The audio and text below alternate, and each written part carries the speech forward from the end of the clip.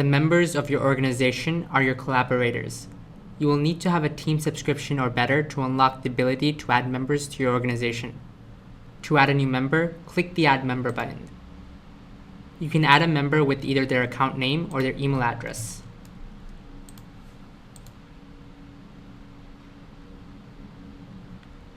A trading firm subscription gives you access to user-based permissions for your members. Each member can have various permissions that allow them to manage the organization. Billing permissions allow you to edit subscriptions. Node permissions allow you to stop resource nodes.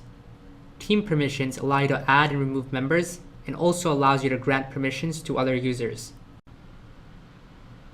Storage permissions allow you to manage the object store. And finally, alpha permissions allow you to manage tokens for licensed alphas. Removing a member will free up a seat, allowing you to add another member in their place.